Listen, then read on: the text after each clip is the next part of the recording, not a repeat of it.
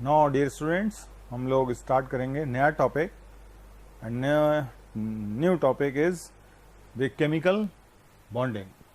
Periodic properties हम लोगों ने देख ही लिया था डिटेल में, और that was our first topic. Again now we will starting our second topic, that is chemical bonding. तो देखिए केमिकल बॉन्डिंग क्या है, और इसको शॉर्ट में मैं आपको ब्रीफ करता हूं, ठीक है। तो देखिए chemical bonding means what, bonding between atoms. देखिएगा ये अपने एटम्स हैं, they are, let's say these are atoms, this is isolated atoms बोल सकते हैं। और इनमें अगर हम कोई भी दो एटम यूज करें, इनमें अगर कोई भी दो एटम देखें, मान लो इस एटम की बात करें या इस एटम की बात करें, दो एटम देखें तो इनके बीच का डिस्टेंस लेट से आर, आर को बोलते हैं इंटर एटॉमिक डिस्टेंस, जो कि अभी करेंटली इनफाइनाइट। आइसोलेटेड स्टेट में दो एटम, ये कोई भी दो एटम ले लेंगे, डिस्टेंस क्या है, infinite. Now these isolated atoms are unstable, ये सब आपस, ये क्या होते हैं, सब अनस्टेबल। और इसलिए स्टेबिलिटी गेन करने के लिए ये सारे एटम जो है धीरे धीरे क्लोज आते हैं, और क्लोज आने के बाद these atoms tends to what, get close। और क्लोज आने के बाद जो है, जब एटम एक क्लोज आ जाते हैं तो ये ग्रुप ऑफ एटम्स बन गया, दिस ग्रुप ऑफ एटम्स, इसको हम लोग बोलते हैं केमिकल यूनिट। तो आइसोलेटेड और जो एटम यहां मान लो ये दो थे, मान लो वो सिचुएशन यहां पे ये आ गई, और ये डिस्टेंस है आर नॉट, इसको बोलते हैं एक्चुअल इंटर एटॉमिक डिस्टेंस। और ये सिस्टम रिलेटिवली क्या होता है, स्टेबल।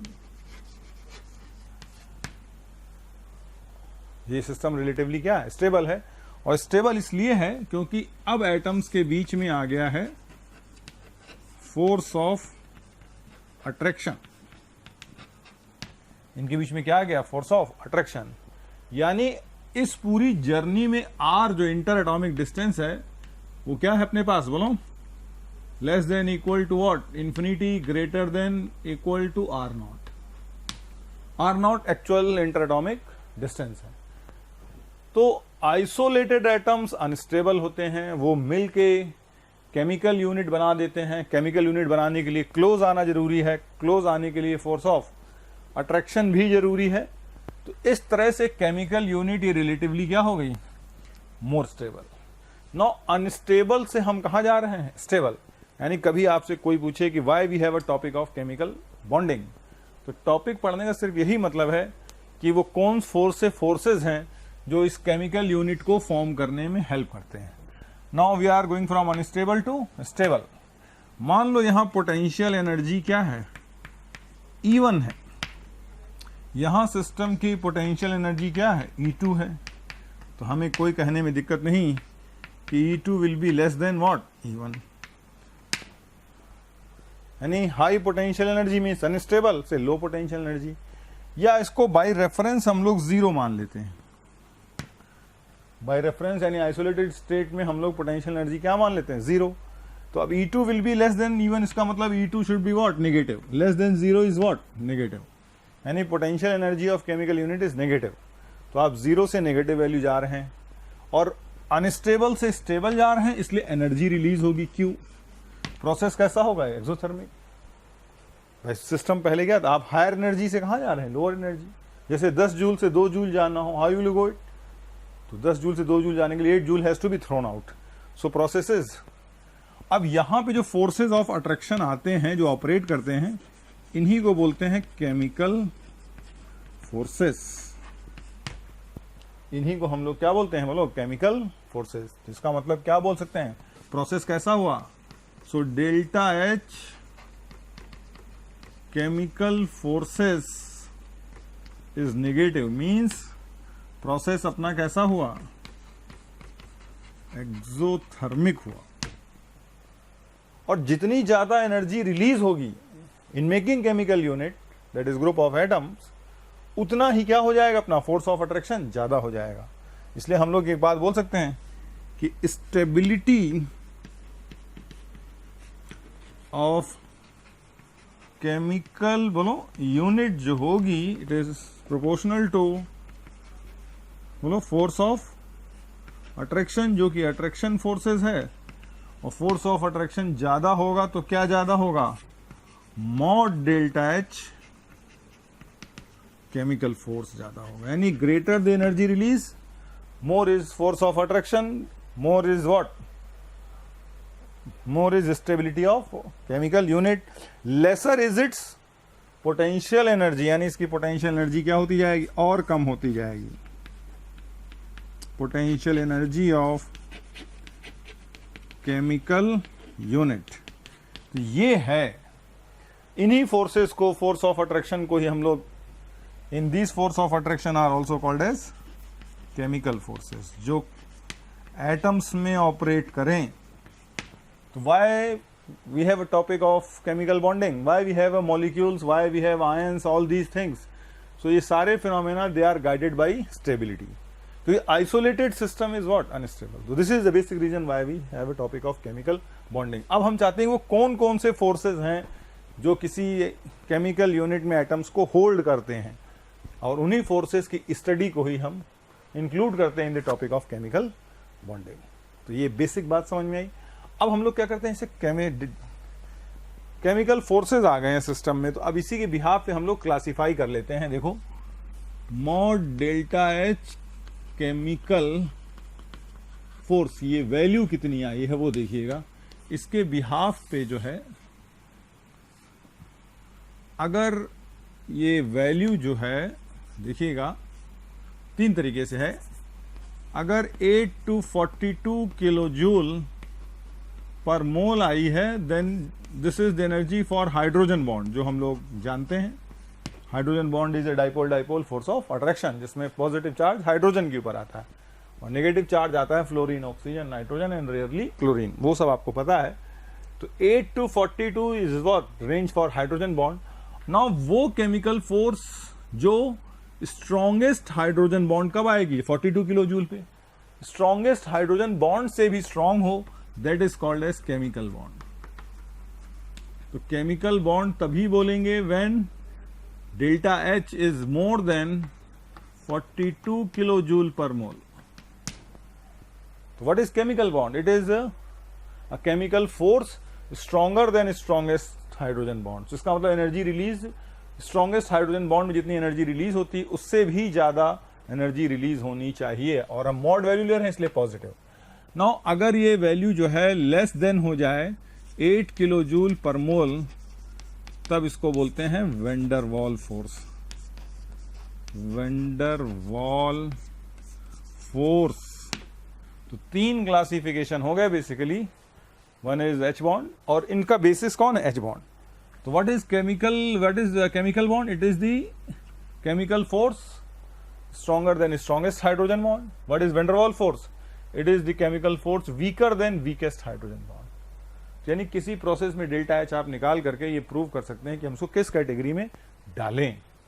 तो ये बेसिक क्लासिफिकेशन है of what chemical force, that is chemical bond, hydrogen bond and van der Waals forces. इन्हीं तीनों की डिटेल पढ़ने का मतलब है we are going through the topic of chemical bonding. तो देखें इसे। अब इसी केमिकल बॉन्ड को जो है हम लोग फर्दर और क्लासिफाई कर देते हैं। केमिकल बॉन्ड को क्लासिफाई कर देते हैं, तीन बेसिक क्लासिफिकेशन है। आयनिक बॉन्ड या इलेक्ट्रोवैलेंट बॉन्ड, और ऐसे कंपाउंड जिसमें वो आयनिक बॉन्ड होगी, they are called as ionic compounds. और इलेक्ट्रोवैलेंट कंपाउंड्स। फिर यहां पे आएगी कोवैलेंट बॉन्ड, और compounds are called as covalent compounds. And finally we have metallic bond. Finally we have metallic bond. Metallic bond is the bond between metal. तो देखो ध्यान से कि अगर, अब इसको ऐसे एक्सप्लेन करते हैं, अगर एक इलेक्ट्रोपॉजिटिव एटम है, एक इलेक्ट्रोनेगेटिव एटम है, इस तरह के एटम कंबाइन करें तो electropositive generally metals, electronegative non metals. तो जनरली क्या होता है कि इलेक्ट्रोपॉजिटिव से इलेक्ट्रॉन फ्लो करता है, तो इसके ऊपर पॉजिटिव चार्ज आता है, इलेक्ट्रोनेगेटिव इलेक्ट्रॉन गेन करता है, इस तरह से एक इलेक्ट्रोस्टैटिक फोर्स आता है। इस तरह की बॉन्ड को हम लोग बोलते हैं क्या? Ionic bond.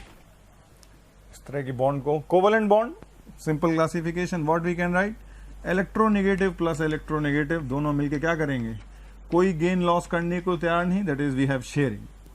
अब शेयरिंग 1 भी हो सकती है, शेयरिंग 2 भी हो सकती है, शेयरिंग 3 भी हो सकती है, तो इसको कोवैलेंट बॉन्ड बोल देते हैं।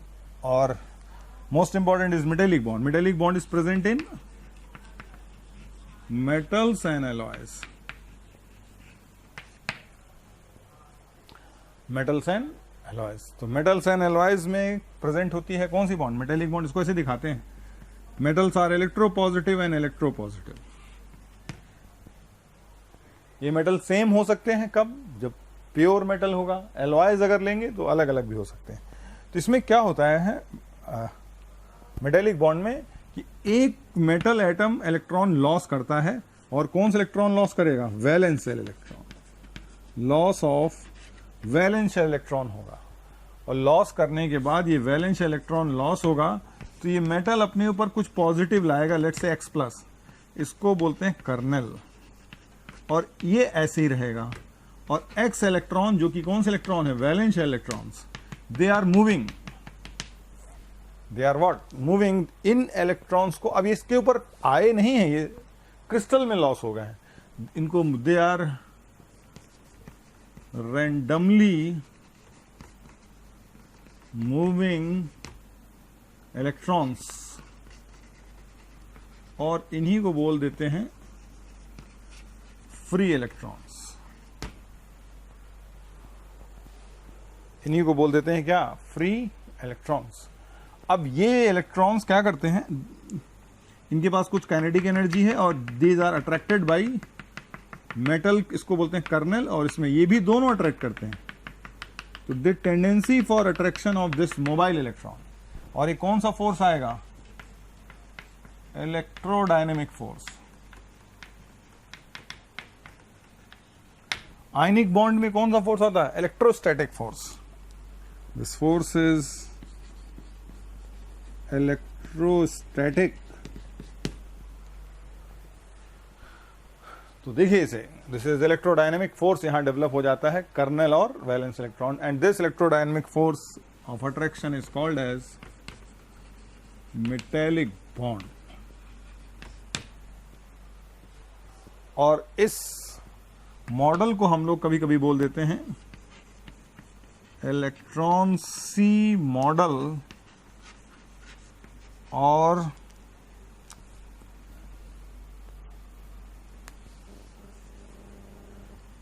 Electron pool model. Electron sea model और इलेक्ट्रॉन पूल मॉडल, तो ये है basic. Finally we have electron pool model. तो देखिए एक एग्जाम्पल देके मैं आपको एक्सप्लेन करता हूं कि कैसे क्या है ये सब। एक एग्जाम्पल जैसे ले लें ताकि आपको क्लियर हो जाए एक मेटेलिक बॉन्ड। बाकी इन सब की डिटेल आपको पता ही है। कोवेलेंट बॉन्ड को फर्दर क्लासिफाई कर लेंगे, polar covalent, non polar covalent, फिर क्लासिफाई कर लेंगे single, sigma bond, pi bond, sigma bond, pi bond, ये सब कर लेंगे। तो नहीं, कोई दिक्कत नहीं।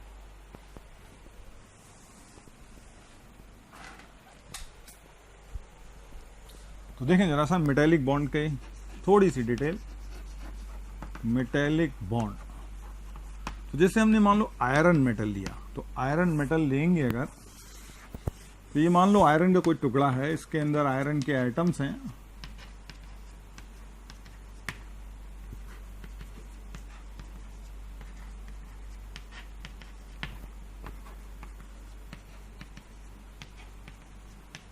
ये है आयरन के एटम्स।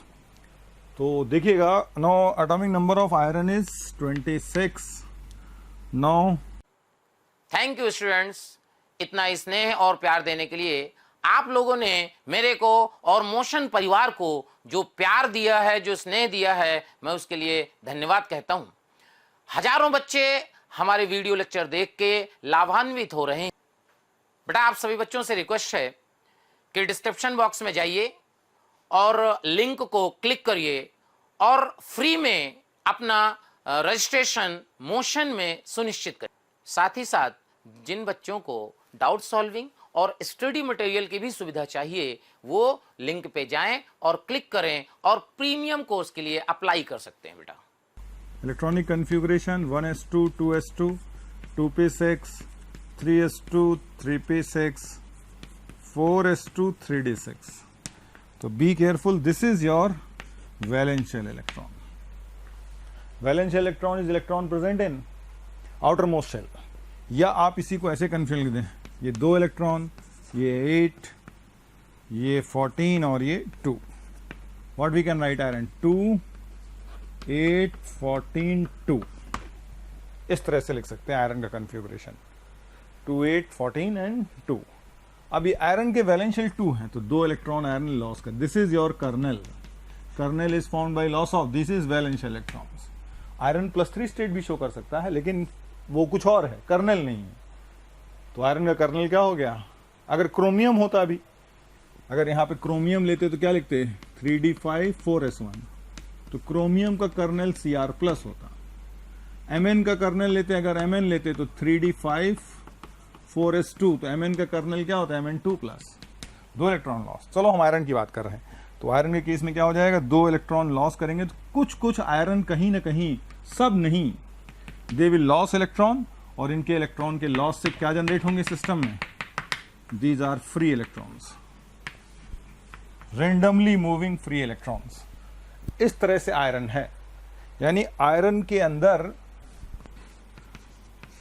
Fe2+ + 2 इलेक्ट्रॉन, सब नहीं, लेट्स से A मोल थे, ये 0 0 थे, कुछ इलेक्ट्रॉन आयनाइज कर गए X and 2x, and X is experimental, हमें नहीं मालूम कितना आयनाइज के, लेकिन किए। यानी सिस्टम के अंदर आयरन भी है और +2 भी है, और ये आयरन इनको क्या कर रहा है, अट्रैक्ट कर रहा है। इस अट्रैक्शन को हम लोग बोलते हैं मेटेलिक बॉन्ड। और एक बात हमें कहने में कोई दिक्कत नहीं,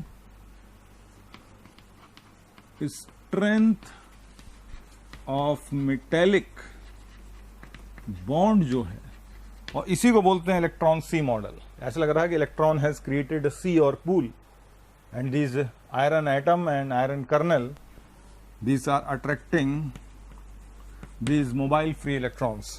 So strength of metallic bond is proportional to Z effective of metal और kernel का Z effective पे डिपेंड करता है, और जितना ज्यादा होगा उसका मेल्टिंग पॉइंट और बॉइलिंग पॉइंट भी ज्यादा होता है, या हीट ऑफ एटोमाइजेशन ज्यादा होता है। And this is also proportional to number of, ये जो सबसे इंपॉर्टेंट है, नंबर ऑफ अनपेयर्ड इलेक्ट्रॉन्स, इसके भी प्रोपोर्शनल है। यानी अगर आपको strength of metallic bond compare करनी है तो आप डायरेक्टली कंपेयर करें नंबर ऑफ अनपेयर्ड इलेक्ट्रॉन, और मेल्टिंग पॉइंट बॉइलिंग पॉइंट ज्यादा होगा। जैसे अगर आपको आयरन और क्रोमियम कंपेयर करना है, तो iron is 3d6 4s2, chromium is 3d5 4s1, so it has 6 unpaired electron. It has 4 unpaired electron in system, that is in 3d6. 3d6 में बनाएंगे, 4s2 तो वैसे ही paired है, 1 2 3 4 5 6, so we have 4 unpaired. So strength of metallic bond किसकी ज्यादा हुई, chromium. Chromium की metallic bond, इसलिए क्रोमियम का मेल्टिंग एंड बॉइलिंग पॉइंट ज्यादा होगा। इसीलिए हम इसको ग्राफिकली कभी कभी ऐसे दिखा देते हैं। This is heat of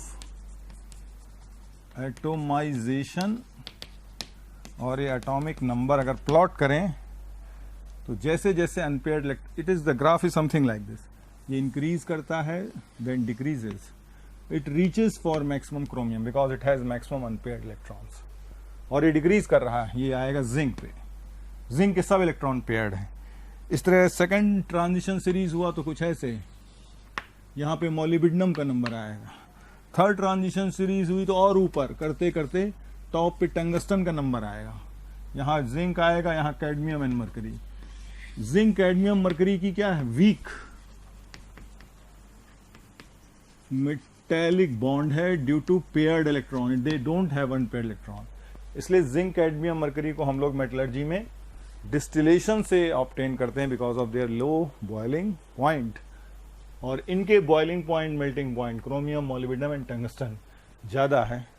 so this explains our metallic bond. और इस मेटेलिक बॉन्ड से एक और बात क्लियर हुई कि why metals are good conductor of electricity because they consist of what, free electron.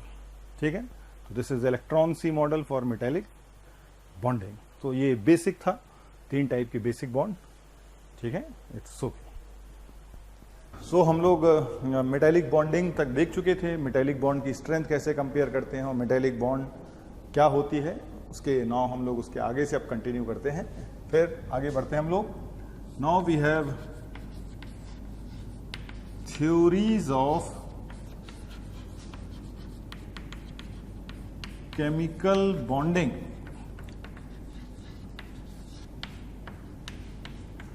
We have theories of chemical bonding. तो देखिएगा कि ये सारी थ्योरी हैं जो केमिकल बॉन्डिंग को एक्सप्लेन करने के लिए दी गई हैं।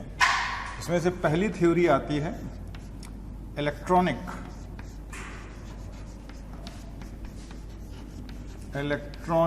Theory of valency,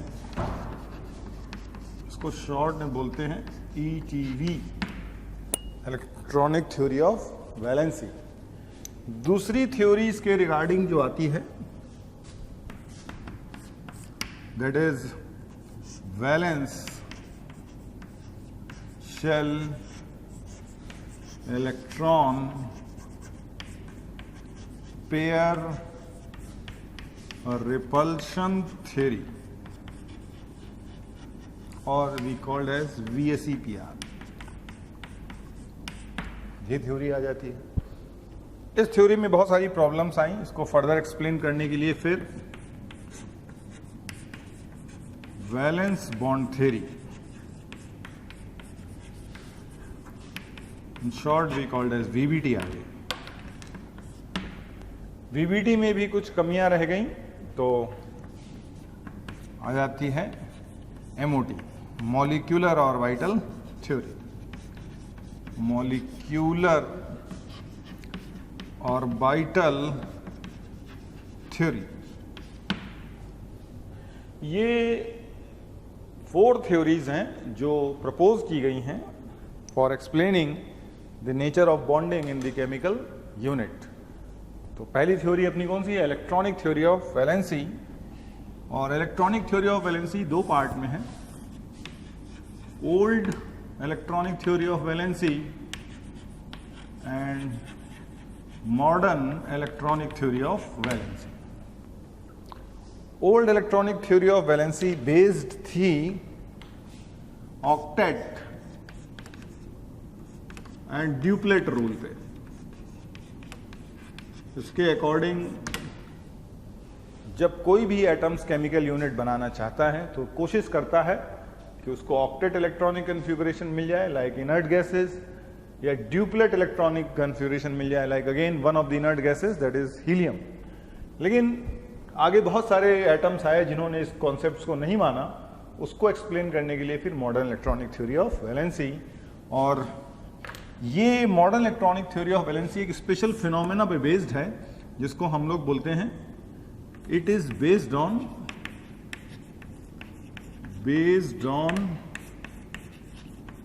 phenomena of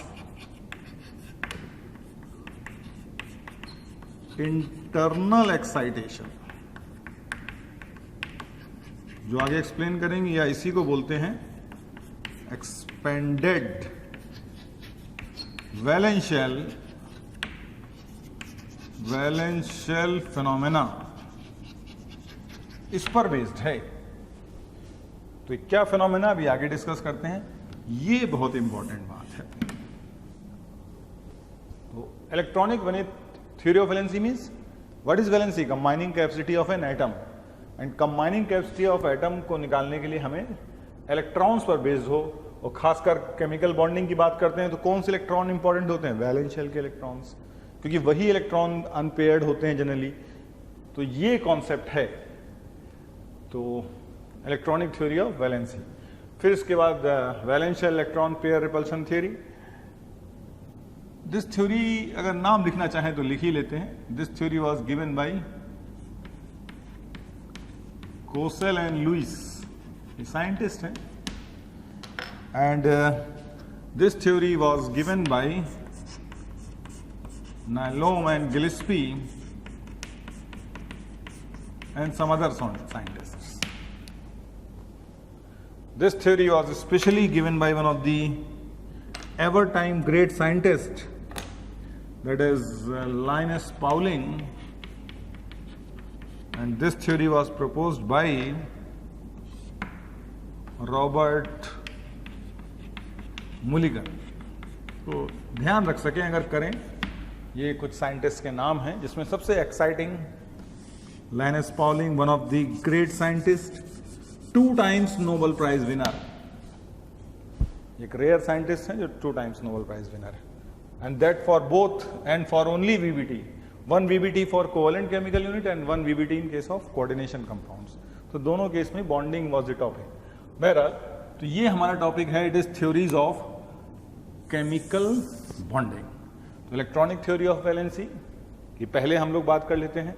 और वैलेंस बॉन्ड थ्योरी जो बेस्ड है, basically it is based on the concept of hybridisation.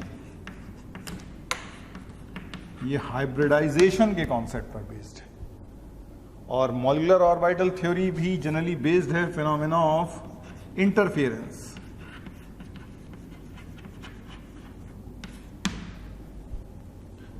तो ये है बेसिक, तो देख लेते हैं इनके बारे में डिटेल। अपने को इनकी डिटेल थोड़ी सी ज्यादा चाहिए, valence bond theory and molecular orbital theory. तो देखें, इसमें एक बार हल्का फुल्का आपको आइडिया दे देते हैं हम लोग। इलेक्ट्रॉनिक थ्योरी ऑफ वैलेंसी, ये और ये लगभग सेम ही है, लेकिन थोड़े से डिफरेंसेस हैं, वो हम आपको आगे बताते हैं।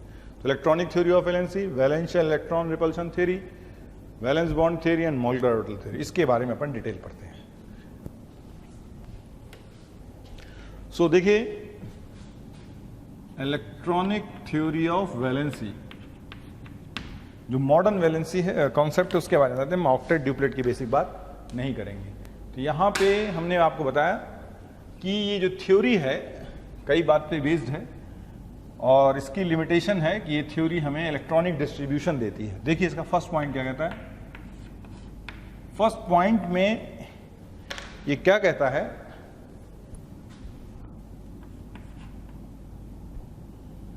फर्स्ट पॉइंट बोलता है कि वैलेंसी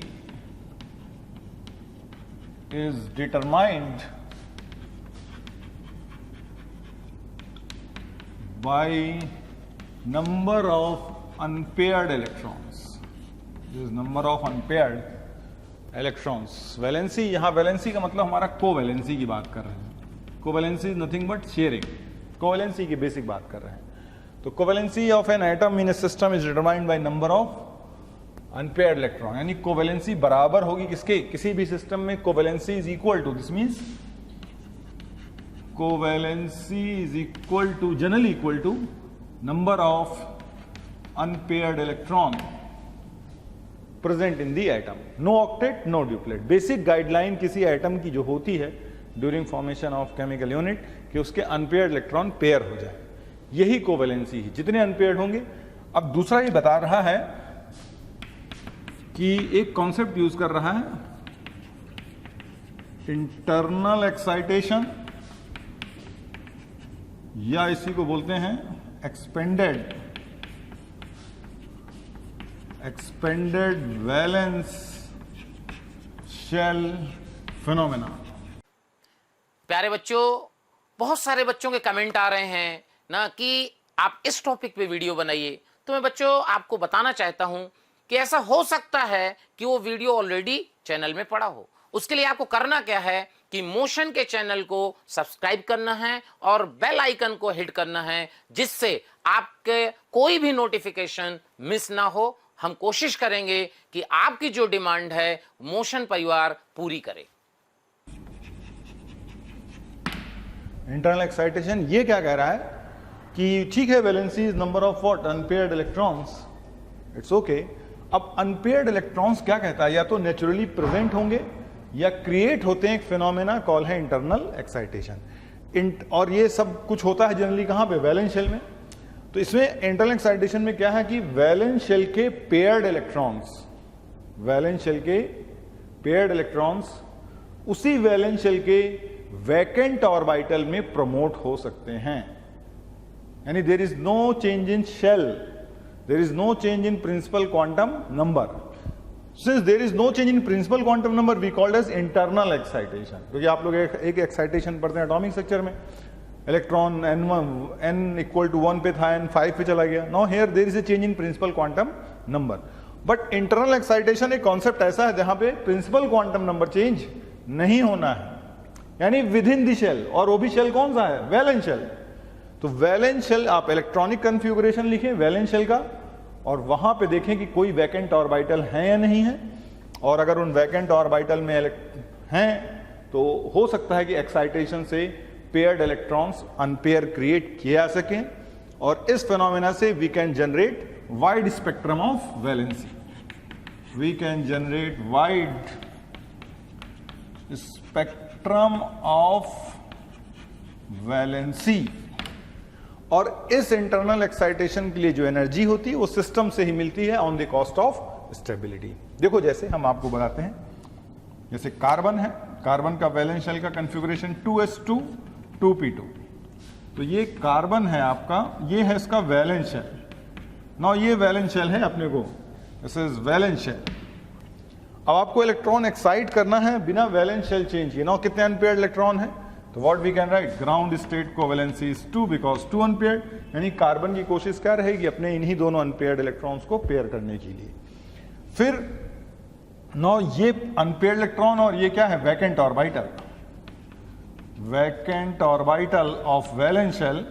तो यही इंटरनल एक्साइटेशन है कि आप पेयर्ड इलेक्ट्रॉन को अनपेयर कर सकते हैं by promoting them in the vacant orbital of valence shell. तो this is expanded valence shell phenomena, या इसी को बोलते हैं internal excitation, expanded valence shell phenomena, जिसमें क्या हो जाएगा कि इस इलेक्ट्रॉन को अगर प्रमोट कर देंगे हम, we are going to get 4 unpaired electrons. So what we write that ground state covalency is what 2 and excited state covalency is 4। यानी कार्बन, इसलिए और कार्बन की वैलेंसी 4 है, कार्बन इज टेट्रा कोवैलेंट, यानी कार्बन को हमेशा एक्साइटेशन के लिए एनर्जी मिल जाती है। तो होपफुली आपको ये फिनोमेना समझ में आया। ये फिनोमेना इंपॉर्टेंट है जैसे ज़ेनॉन के लिए। ज़ेनॉन का वैलेंस शेल का कॉन्फ़िगरेशन लिखा तो मालूम पड़ा 5s2 5p6 आ गया। ये है वैलेंस शेल और ये है इसके इलेक्ट्रॉन्स, और इसका 5d खाली पड़ा है, और भी खाली पड़े, 5f भी खाली है, लेकिन 5d भी खाली। This is valence shell. तो अब हम लोग बोलेंगे कि अब तो यहां सारे इलेक्ट्रॉन क्या हैं, पेयर्ड हैं, इसलिए ground state covalency is cross, कुछ भी नहीं है। इसीलिए ज़ेनॉन जैसे एलिमेंट या एटम्स कई सालों तक इनर्ट रहे, क्योंकि इनके इलेक्ट्रॉन्स तो पहले ही पेयर्ड है। और ये कॉन्सेप्ट किस पर बेस्ड है कि नंबर ऑफ अनपेयर्ड इलेक्ट्रॉन। और है मालूम है अनपेयर्ड इलेक्ट्रॉन व्हाट इज, किसी भी केमिकल सिस्टम में क्या कोशिश होती है एटम्स की कि अपने अनपेयर्ड इलेक्ट्रॉन को नेबर के साथ बॉन्ड बना के क्या कर लें, पेयर कर लें। और अनपेयर्ड कहां से आएंगे, बाय दिस फिनोमेना। और जितनी ज्यादा बॉन्ड्स बनेंगी सिस्टम क्या होता है उतना ज्यादा stable. More number of bonds greater is the stability of chemical unit, क्योंकि आप उस केमिकल यूनिट को डिस्टेबलाइज करना चाहोगे तो उतनी सारी बॉन्ड भी तो तोड़नी पड़ेंगी। इसलिए उसकी इच्छा है कि हम भले ही थोड़ा सा इंटरनली एक्साइट करने में एनर्जी लग जाए, लेकिन ज्यादा बॉन्ड बना लेंगे तो ज्यादा स्टेबिलिटी आ जाएगी। तो 5s2 5p6 और 5d वैकेंट। नो अब बारी बारी से इलेक्ट्रॉन हम देखो प्रमोट करें कि अगर 5d में हम प्रमोट करें इलेक्ट्रॉन तो what is the other possibility. तो देखें इसे ध्यान से, इलेक्ट्रॉन यहां पे अपने पास है, ये है सिचुएशन। नाउ इस इलेक्ट्रॉन को हमने यहां लिया तो कितने अनपेयर्ड हो गए? 2 unpaired. So what we write, excited state covalency क्या हो जाएगी? 2। इसको भी हमने एक्साइट कर दिया तो कितने आ जाएंगे? 4। इसको भी एक्साइट कर दिया तो 6, और इस लास्ट वाले को भी एक्साइट अगर हमने कर दिया तो हमारे पास कितने आ जाएंगे? तो this is the permissible covalency of xenon. 2, 4, 6 and 8। Xenon या तो 2 शेयरिंग करे, 4 शेयरिंग करे, 6 शेयरिंग करे या 8 शेयरिंग करे। 2 को कभी कभी हम लोग बोल देते हैं first excited state covalency, second excited state, third excited state, fourth excited state. कभी कभी एग्जाम में सवाल आ जाएगा which compound of xenon in third excited state covalency. तो इस तरह से आप ध्यान रखिएगा। This is internal excitation. Paired electrons present in the orbital of valence shell are made unpaired by exciting them in the vacant orbital of valence shell. Principal quantum number change नहीं होना चाहिए, वैलेंस शेल का ही vacant orbital चाहिए अपने को, ठीक है? तो ये ध्यान रखिएगा। लाइक हीलियम अगर ले लें तो हीलियम क्या हो जाएगा? 1s2। इसमें तो कोई ऑर्बिटल ही नहीं है, वैलेंस शेल यही 2s2p नहीं ले सकते। So there is a extreme difficulty in excitation of electron in helium because 1s there is no other vacant. Even in helium neon 2s2 2p6, now again there is no orbital in vacant shell, but argon onwards थोड़ी सी आसानी हो जाएगी because 3s2 3p6 now it has got 3d। थोड़ी बहुत अगर compound बनाने की possibility है इनर्ट गैसेस की, और हमें मालूम है कि पेयर्ड इलेक्ट्रॉन को अनपेयर करने के लिए भी एनर्जी क्या होती है? ज्यादा चाहिए, क्योंकि सिस्टम पहले से स्टेबल है।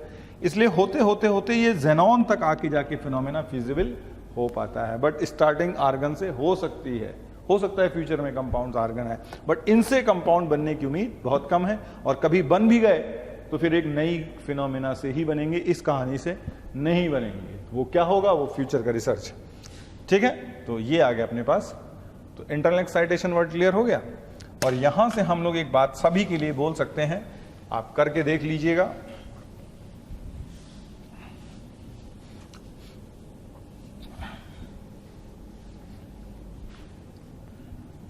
यहां से हम लोग एक और देख सकते हैं, देखिए एग्जांपल और देखें, बेरिलियम।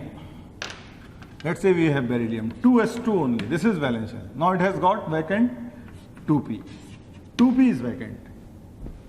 तो इसमें ये पॉसिबिलिटी है, तो हम लोग क्या बोलेंगे? In case of beryllium, ground state covalency of beryllium is cross. Now when we excite this electron in the vacant orbital, we are going to gate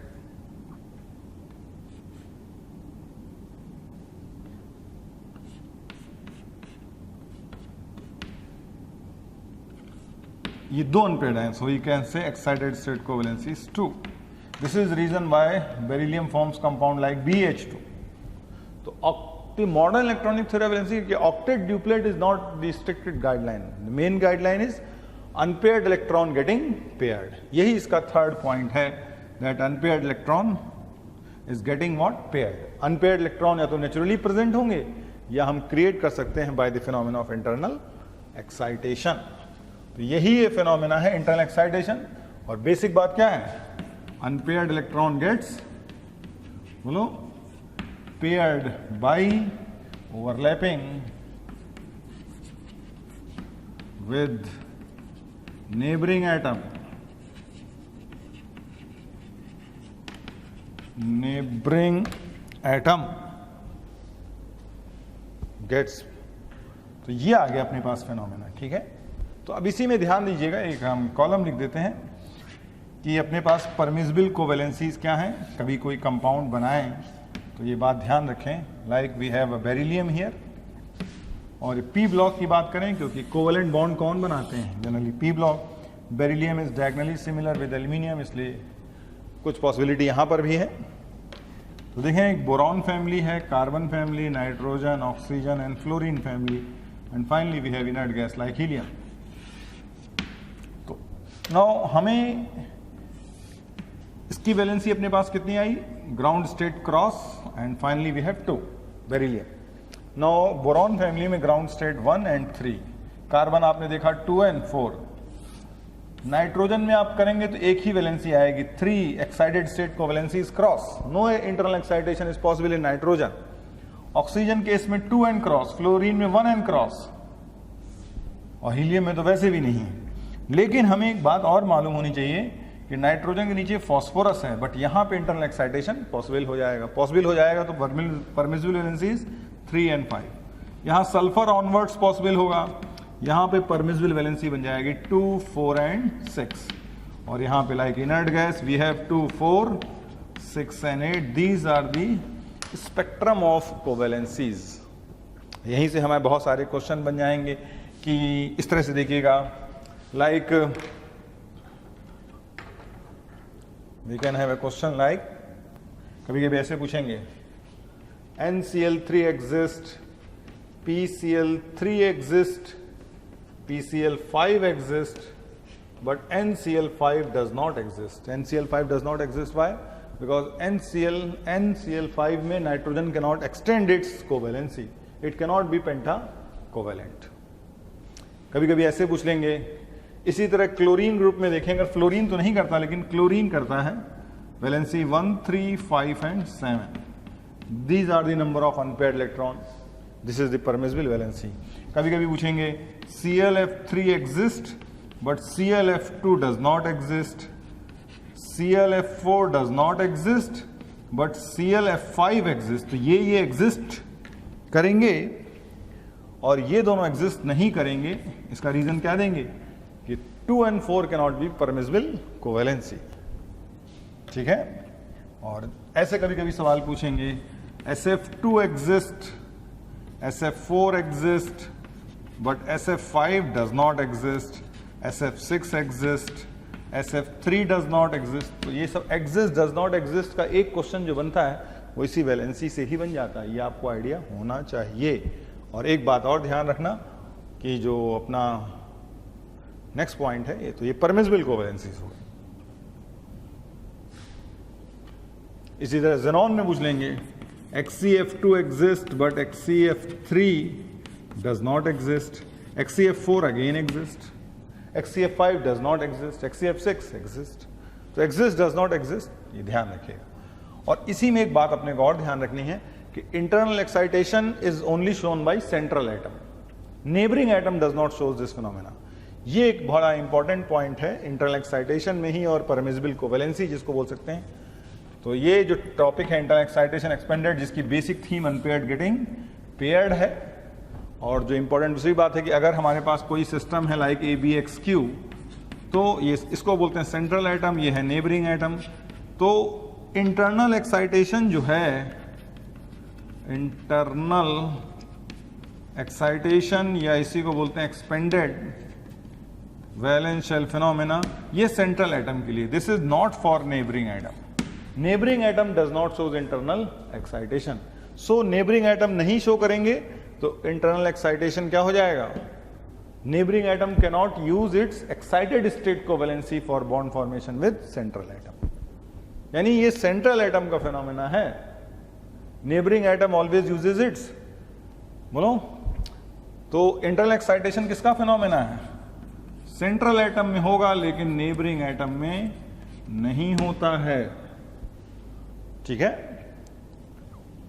तो ये ध्यान रखिएगा। कभी किसी को डाउट आए तो आप हम से पूछ लीजिएगा।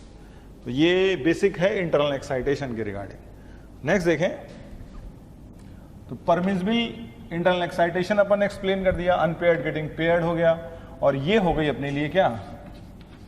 परमिसिबल कोवैलेंसीज।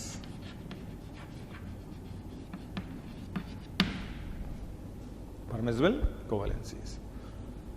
नेक्स्ट पॉइंट देखें, थर्ड पॉइंट इसका ये है, प्यारे बच्चों, अगर आपको हमारी वीडियोस पसंद आ रही हों तो उनको लाइक और शेयर करें, जिससे जरूरतमंद बच्चों तक वो वीडियो पहुंच सके। और मैं बच्चों ये कहना चाहता हूं कि आप जब वीडियोस देखें तो उसमें कमेंट जरूर लिखें, क्योंकि एक एक कमेंट, आपका एक कमेंट मेरी पूरी टीम को मोटिवेशन देता है। इसलिए आपसे रिक्वेस्ट है बेटा कि कमेंट जरूर करें। थर्ड पॉइंट इसका ये कहता है कि अगर हमारे पास कोई सिस्टम है like A B X Q, where A को हम लोग सेंट्रल एटम बोलते हैं, बी को क्या बोलते हैं, neighbouring atom, Q is some charge, और हम कोशिश ये करें कि सभी नेबरिंग एटम को किससे जोड़ें, सेंट्रल एटम से, और तब तक जोड़ते रहें जब तक उसकी मैक्सिमम कोवेलेंसी खत्म ना हो जाए। ये ध्यान रखना है, यानी there will be always bond between central and neighbour, neighbour neighbour की बॉन्ड रेयरेस्ट है। तो यू शुड अटैच, ये पॉइंट ये कहता है कि all neighbouring atom, all neighboring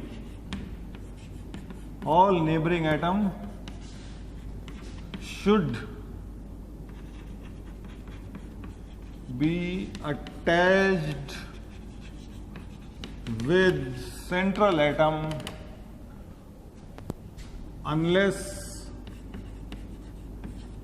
until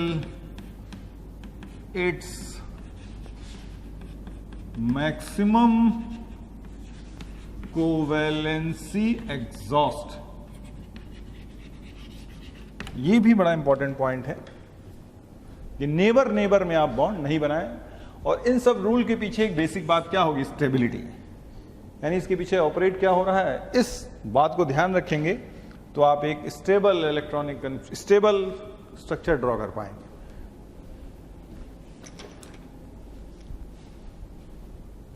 तो देखें इसे, जैसे हमें ऐसे एक स्ट्रक्चर बनाना है, एक देखिएगा, पहले तो एक देखिएगा PCl3 बनाना है। क्या बनाना है बोलो, PCl3। तो कैसे बनाएंगे, सेंट्रल एटम कौन है, फास्फोरस, 3 Cl लगाए। Now Cl is non neighbouring atom, तो neighbouring atom always uses its ground state covalence. What is valency of phosphorus here, 3 is possible, it's okay. लेकिन आप ये नहीं ड्रॉ कर सकते इसको, PCl you cannot draw like this, क्योंकि अब नेबर एक्साइटेड स्टेट में आ गया। So this is wrong structure. So internal excitation phenomena is only limited to central atom, not for neighbouring atom. इस पॉइंट पे किसी को भी कोई डाउट आए तो मुझसे पर्सनली पूछ ले, अभी अपन यहाँ पे इस पे इतना एलोबरेट बात नहीं कर सकते, तो आप अभी ध्यान रखिएगा। तो internal excitation is the phenomena of central atom, so this is right structure.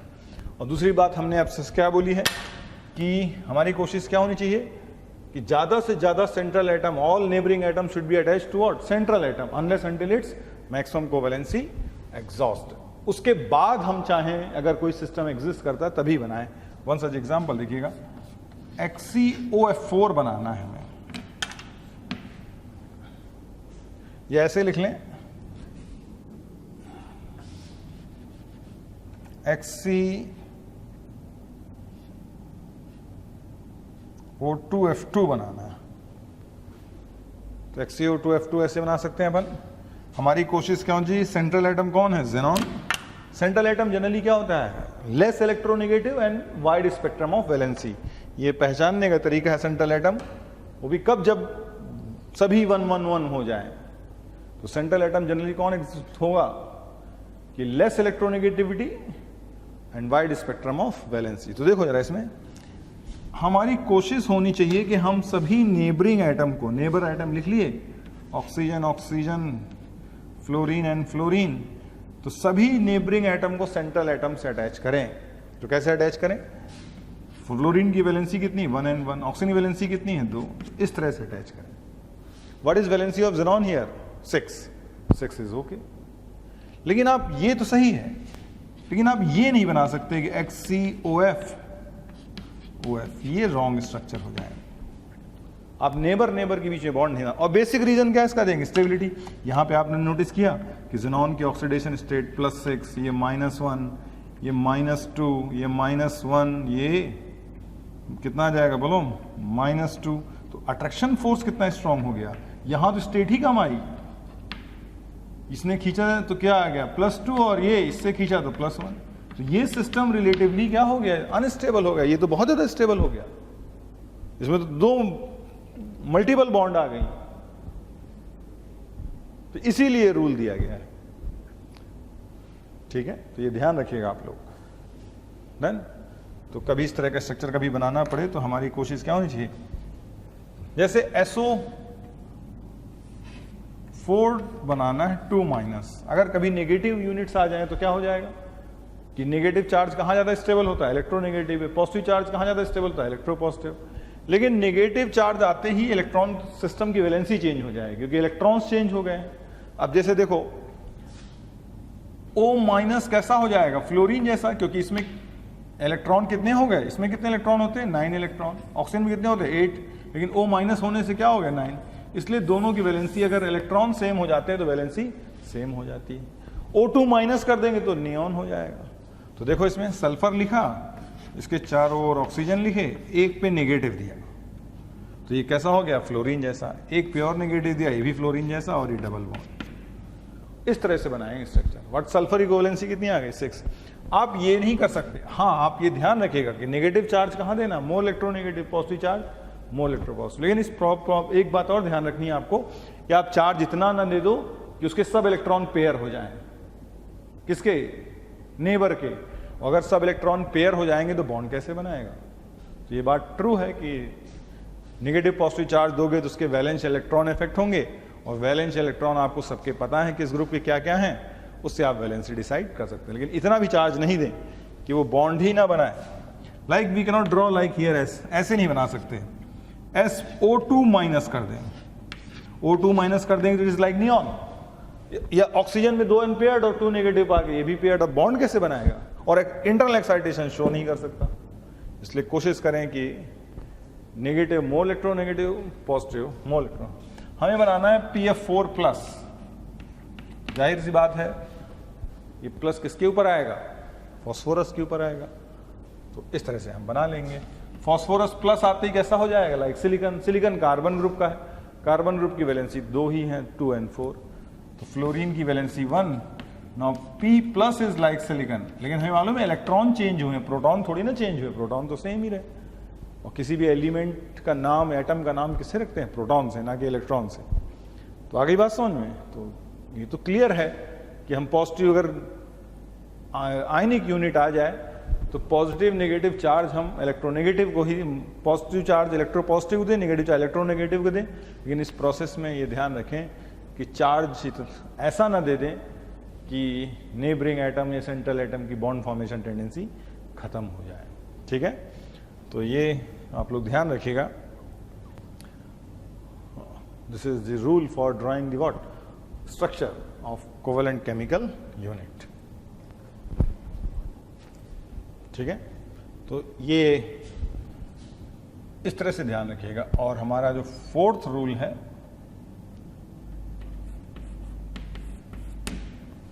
वो देखिएगा कि अभी आपने सारी कहानी किसके लिए की, वी हैव 1 सेंट्रल एटम। अब ये नेक्स्ट देखिएगा, अगर हमारे पास कुछ तरह का सिस्टम आ जाए like A2BX3, now we have 2 central atom. तो ऐसे केस में स्ट्रक्चर आप ऐसे बनाइएगा। अगर X हो जाए इवन तो you draw structure like ANA and distribute x/2b x/2b। Generally इस तरह से स्ट्रक्चर ड्रॉ करेंगे, along with some exceptions are there. Chemistry है, एक्सेप्शंस हमेशा रहते हैं, but generally we draw structure in this format. But if x is odd, we draw structure like एक b को इसके बीच में डालेंगे, बाकी हम लोग कितने b आ गए अपने पास, x-1/2b x-1/2b यूनिट्स बनाएंगे। कुछ इस फॉर्मेट में स्ट्रक्चर ड्रॉ करेंगे। और अगर इस तरह का आ गया, लेट्स से AMBX, इस तरह से कुछ हो गया Q, where M is greater than equal to 3 and X is greater than M। इस तरह के, यानी 3 सेंट्रल एटम, यहां 1 central atom, this is a case of 1 central atom, 2 central atom, then finally we have 3 और more than 3। तो ऐसे cases में generally system is cyclic, generally. और ऐसे केसेस में हम कैसे बॉन्ड बनाएंगे, ए बी ए, इस तरह का एक साइक्लिक सिस्टम जनरेट करेंगे, बाकी जो भी अटैचमेंट करनी है। तो ये है अपनी गाइडलाइंस, जिसको हम लोग एक एग्जांपल के तौर पे देते हैं। देखिए, जैसे हमें बनाना है S2F10, S2F10, तो S2F10 कैसे बनाएंगे, सल्फर सल्फर, और इवन है तो 5 फ्लोरीन इधर, तो 5 फ्लोरीन इधर, और ये है बॉन्ड्स ऐसे। अब इसमें कभी कभी इस तरह सवाल बहुत अच्छा सा बनेगा कि सल्फर की कोवैलेंसी कितनी है, कितनी शेयर कर रहा है सल्फर, 6, यहां भी 6, but sulphur sulphur hybridisation same है। अभी जो पढ़ेंगे हम लोग, आपको हल्का फुल्का आइडिया ही है। यहां सल्फर का hybridisation sp3d2 sp3d2, same atom same hybridisation, there is no shift. Why we don't have a shift of electron, क्योंकि हमें मालूम है electronegativity depends on what, S character. S character दोनों में क्या हो गया, हाइब्रिडाइजेशन सेम होने से सेम, इसलिए हम लोग बोलेंगे कि कोवैलेंसी तो 6 and 6 है, बट ऑक्सीडेशन नंबर +5 and +5 है, क्योंकि शिफ्ट तो यहीं से आएगा, बीच में कोई शिफ्ट नहीं जिससे ऑक्सीडेशन नंबर जनरेट हो। तो इस तरह से ध्यान रखिएगा, ठीक है। और इस तरह से आ गया वन मोर एग्जांपल, जैसे हम इसका देना चाहें तो और ऐसे भी दे सकते हैं, लाइक N2O4। तो N2O4 कैसे बनाएंगे, it is a case of even NN, bond बना दिया, 2 ऑक्सीजन इधर 2 ऑक्सीजन इधर, डबल बॉन्ड कर दिया। इसको डबल बॉन्ड नहीं कर सकते, क्यों नहीं, क्योंकि नाइट्रोजन वैलेंसी 5 नहीं हो सकती। तो कभी कभी इस कैसे केसेस में जो लोन पेयर यहां जो बच जाता है, it is gone for coordinate bond. अगर किसी एटम पे कोई लोन पेयर बच गया है, शेयर होने के बाद सब कुछ जितने अनपेयर थे पेयर हो गए, उसके बाद भी अगर बच रहा है लोन पेयर, तो किसी को डोनेट कर सकते हैं, and such bond is called as coordinate covalent bond. तो आप कोऑर्डिनेट कोवेलेंट बॉन्ड का भी यूज कर सकते हैं इन केस जिस एटम को बॉन्ड बनानी है उसके पास लोन पेयर हो। और अगर आपको कभी अच्छा ना लगे तो आप कोऑर्डिनेट कोवेलेंट बॉन्ड में एक डोनर होता है, एक एक्सेप्टर होता है, इसी चीज को आप रिप्लेस कर सकते हैं D+ एंड A- से भी। तो आप ये भी ऑप्शन यूज कर सकते हैं, लेकिन इसके पास लोन पेयर होना चाहिए तब बनाएंगे, और इसके पास वैकेंट और वाइटल होना चाहिए, नहीं तो रखेगा कहाँ है डोनेटेड इलेक्ट्रॉन को। तो कभी कभी हम लोग कोऑर्डिनेट कोवेलेंट बॉन्ड भी इसी थ्योरी के अकॉर्डिंग यूज कर लेते हैं, ठीक है। एक और एग्जांपल आपको दे ही देते हैं, यहीं पर बात कर रहे हैं NO3- आयन, नाइट्रेट आयन। तो हमें मालूम है 3 नाइट्रोजन लिखे, 1 पे नेगेटिव, इसकी वजह ये हम नहीं कर सकते, because we cannot have 5 unpaired electrons in nitrogen. हाँ, PO3- होता तो कर लेते, अगर ये PO3- होता तो कोई दिक्कत नहीं थी, तो हम ऐसे कर लेते P डबल बॉन्ड O, क्योंकि phosphorus can have this, but nitrogen में हो नहीं सकता, इसलिए O- डबल बॉन्ड O, लेकिन अभी लोन पेयर है, ये हम इसको कोऑर्डिनेट कर सकते हैं, ये बना सकते हैं, दिस इज राइट। या हमें ये कभी ना पसंद आए तो हम एक काम ही कर सकते हैं, N double bond O, non nitrogen plus कर दें, प्लस करते ही nitrogen will become like, nitrogen is just like what, carbon. Carbon होते ही what we can write, we can write O-, and plus is like carbon, now we have valency. तो आप इस तरह से प्लस माइनस से क्या कर सकते हैं, इस सिचुएशन को रिप्लेस कर सकते हैं जब जहां भी आपको जरूरत पड़े। आगे बात समझ में, तो ये ध्यान रखिएगा, ठीक है। जब भी वैलेंसी शॉर्टेज पड़े, आपको लगे कि हम कुछ ऐसा कर लें तो हो जाएगा, और चाहे तो आप कोऑर्डिनेट बॉन्ड यूज कर लें, ओके। तो ये समझ में आया कि नहीं आ गया। अब इसी में देखो ये केस देखो, यहां पे डिस्कस कर लेते हैं। Let's say we have N2O5, N2O5 का स्ट्रक्चर बनाना है, तो N2O5 का स्ट्रक्चर कैसे बनाएंगे अपन। अब हो गया क्या, ऑड, तो NON, फिर ऑक्सीजन, ऑक्सीजन डबल नहीं लगा सकते हम, एक डबल तो लगा सकते हैं, बाकी या तो कोऑर्डिनेट करें, और कोऑर्डिनेट ना अच्छा लगे तो what we can go for, NON double bond O- plus O minus इस तरह से भी बना सकते हैं। उम्मीद है कुछ समझ में आया होगा। लास्ट केस हमारा साइक्लिक का है। साइक्लिक केसेस में क्या हो जाएगा कि अगर 3 या 3 से सेंट्रल एटम ज्यादा हो गए तो कंपाउंड बड़े मॉलिक्यूल को संभाल नहीं पाता, कोशिश करता है कि उसे साइक्लिक कर दे ताकि सिस्टम ज्यादा स्टेबल हो। और साइक्लिक सिस्टम में खासकर 5 और 6 मेंबर्ड रिंग तो बहुत ही ज्यादा स्टेबल होती हैं। तो यहां पे हम आपको एग्जांपल दे रहे हैं, जैसे हमें बनाना है S3O9। तो S3O9 अपन कैसे बनाएंगे? Now it satisfies the condition of what? Cyclisation. Central atom कौन है? सल्फर। नेबरिंग एटम कौन है? ऑक्सीजन। S3O9 सल्फर लिख लिया, 3 सल्फर लिख लिए, बीच में ऑक्सीजन डाले लाइक दिस। बचे कितने?